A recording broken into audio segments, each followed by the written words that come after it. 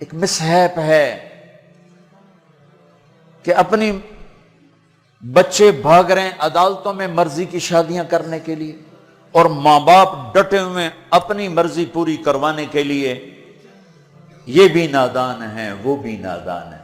ان نوجوانوں سے کہتا ہوں ایسا عشق نہ کرو کہ عدالتوں میں جا کے نکاح کر رہے ہو، ماں باپ کی دعا نہ ملی تو زندگی بھر کبھی بہار نہ دیکھو گے۔ اور ماں باپ سے کہتا ہوں ایسا ظلم نہ کرو بس یہیں تیری شادی کرنی ہے تو کرنے تو جہاں جاتا چلا جا، یہ ظلم بھی مت کرو۔ ہمارے دیس میں بیٹیوں سے کوئی نہیں پوچھتا کہ بیٹی یہ رشتہ ہے تیرا کر دیں۔ بیٹے تو آج کچھ روشن زمانہ آ گیا پھر بھی کچھ اکڑ مکڑ کر لیتے ہیں، لیکن دیہاتوں میں نہیں ہو سکتا، یہ ہمارے ماحول میں یہ کوئی نہیں ہے۔ اسے وہیں کرنی پڑے گی جہاں باپ نے کہہ دیا ہے۔ وہ اسے نہیں پسند، مجھے آ کر کہے گا، اسے کہے گا جی میں اتنے نہیں کرنا، لیکن میرا پیو ڈنڈا چاہی کھلوتا میں کی کراں۔ یہ زیادتی اور ظلم ہے۔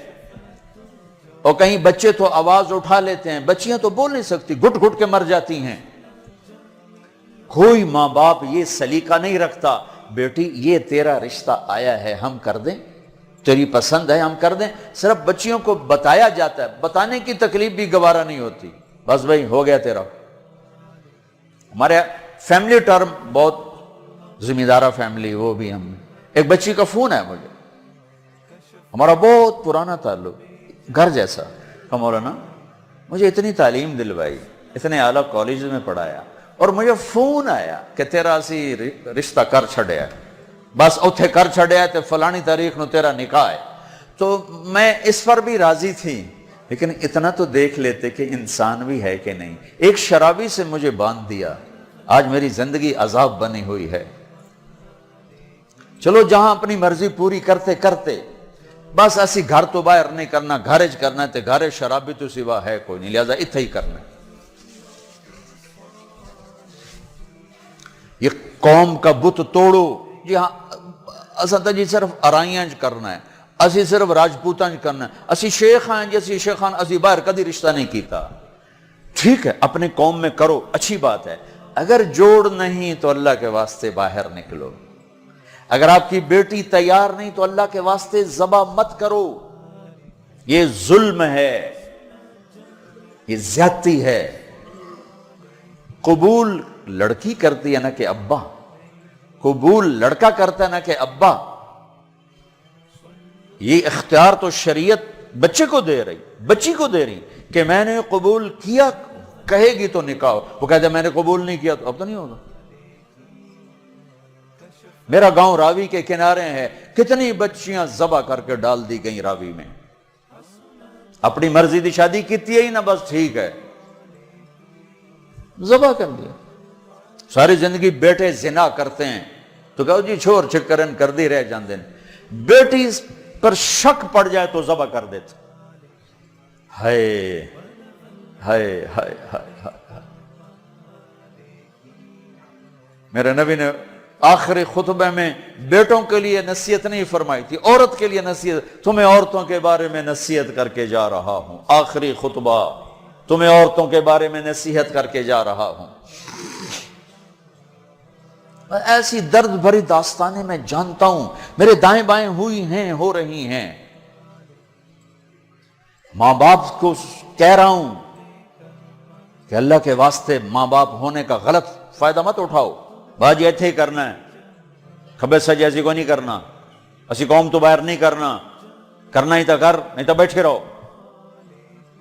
میرے اپنے خاندان میں ہم چھوٹے چھوٹے کتنی بوڑھی ہماری پتہ نہیں دادیاں نانیاں جو بھی لگ دیاں پتہ نہیں کی لگ دیاں بغیر شادی کے مر گئیں کہ قوم میں رشتہ کوئی نہیں تھا، خاندان میں رشتہ کوئی نہیں تھا۔ یہ ستم آج میرے دیس میں ہے، یہ بھی ظلم ہے، صرف زمین دبانا ظلم نہیں، یہ بھی ظلم ہے۔ رشتہ لینے لانے رشتہ مانگنے والے علی اور مانگا جا رہا ہے فاطمہ کا۔ نبیوں کے بعد سب سے عظیم جوڑی علی و فاطمہ، تو آسمان پہ طے ہو چکا ہے، علی آ کر بیٹھ جاتے ہیں، شرم کی وجہ سے بول نہیں سکتے۔ آپ کو تو پتہ ہے کیوں آیا؟ علی کیسے آئے؟ چپ. فرمایا فاطمہ کے رشتے کے لیے آئے ہوگے؟ اچھی. تو ہم نے کہا انشاءاللہ. پہلے ایک حدیث سنو. میرے نبی نے کہا میں نے جہاں شادی کی، میں نے جہاں بیٹی دی، پہلے آسمان سے وحی آئی، پھر میں نے قدم اٹھایا. اس کا مطلب ہے آسمان سے وحی آ چکی ہے کہ چونکہ پہلے ابو بکر نے آ کے رشتہ مانگا، آپ نے انکار کر دیا. حضرت عمر نے آ کے رشتہ مانگا، آپ نے انکار کر دیا. عبد الرحمن بن عوف نے حضرت علی سے کہا علی تو جا مانگ، تجھے نہیں انکار ہوگا. حضرت علی نے کہا میں تو بہت غریب ہوں، میرا تو گھر بھی اپنا نہیں، مجھے دے دیں گے؟ کہا ہاں تجھے ضرور دیں گے. تو ان کو بھیج کر نہ خود باہر سارے کھڑے ہو گئے. تو آپ نے کہا اچھا انشاءاللہ، اور یہ کہہ کر اٹھ گئے. حضرت علی پریشان ہو کے باہر نکلے. تو اب پوچھا عبد الرحمن کیا ہوا؟ کہا انکار ہو گیا. انہوں نے کہا کیسے؟ کہا بس کچھ نہیں کہا. کہا کچھ تو کہا. کہا انشاءاللہ کہا. تو کہا تو بس ہو گیا. کہا وہ کیسے؟ کہا نبی کا انشاءاللہ ہاں ہوتا ہے. یہ ہاں ہے علی، ہاں ہے. اچھا اب یہ انشاءاللہ کیوں کہا ہے جبکہ آسمان سے وحی آ چکی، جبریل پیغام لا چکے ہیں؟ اب یہ انشاءاللہ کیوں کہا ہے؟ ایک کام کرنا باقی ہے. اب گھر گئے، بیٹی فاطمہ علی کا رشتہ آیا ہے، کر دوں؟ ہو اس لیے نہیں ہاں کی وہاں. ہمارے والدین اپنی بےزتی سمجھتے ہیں بیٹی سے پوچھنا کہ دھیاں کو کوئی پوشیندہ ہے. ہمارے ذمہ داروں میں تو بہت ظلم ہوتا ہے. جیسے کوئی گائے بھینس ہے، جیسے کوئی بھیڑ بکری ہے، گلے میں رسی ڈال کے اور کسی کے قلعے پہ جا کے باندھ دو، کسی کے کھونٹے کے ساتھ جا کے باندھ دو.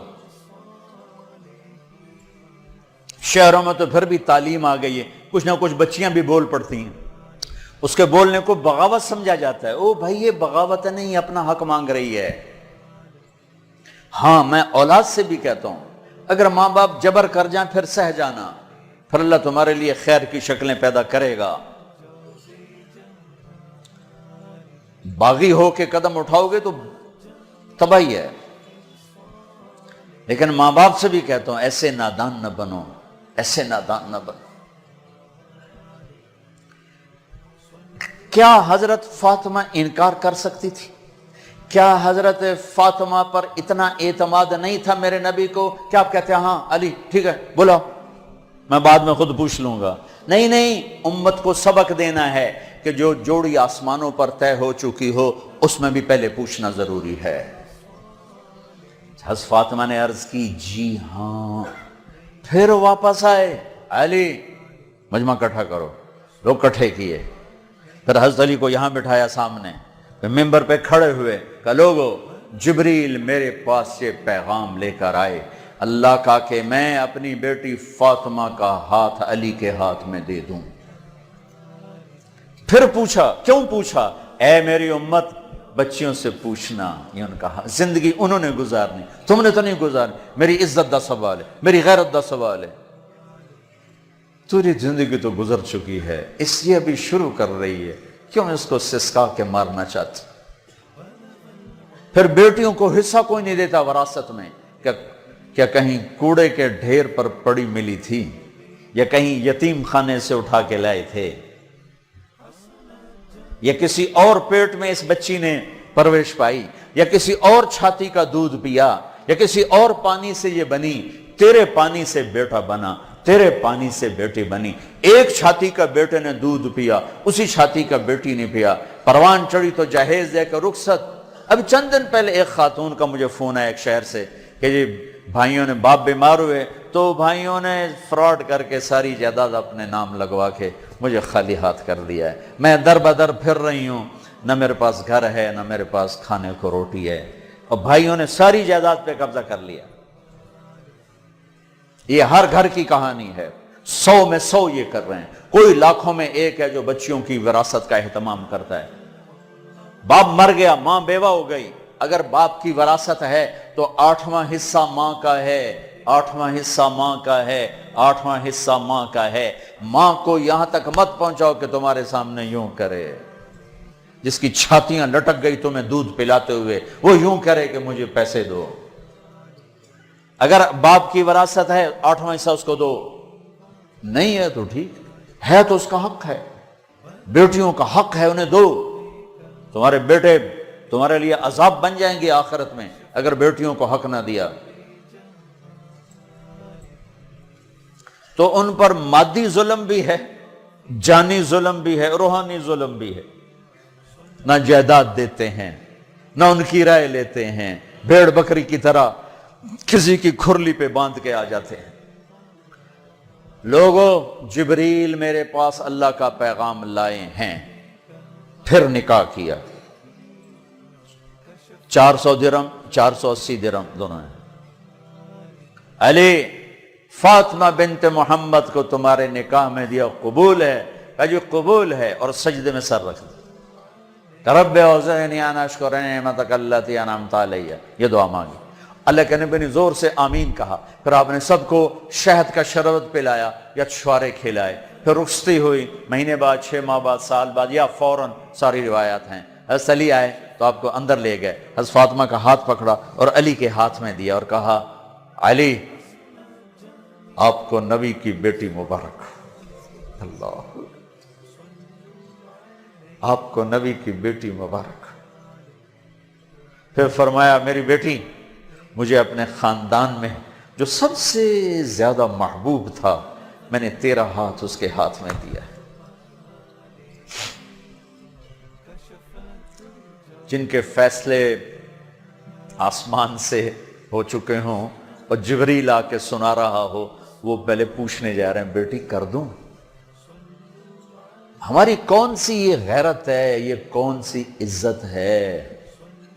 خاندان سے باہر اچھا رشتہ ملے کرو، خاندان کے اندر ملے وہ بہتر ہے، وہاں کرو۔ لیکن اگر خاندان میں جوڑ نہیں، باہر دیکھو، یہ ارائیوں کا بت توڑو، راجپوتوں کا بت توڑو، شیخ پٹھان بٹ جٹ پتہ نہیں کی کچھ بنائی پھر دن گرم مسالے، یہ بت توڑو، ان سے باہر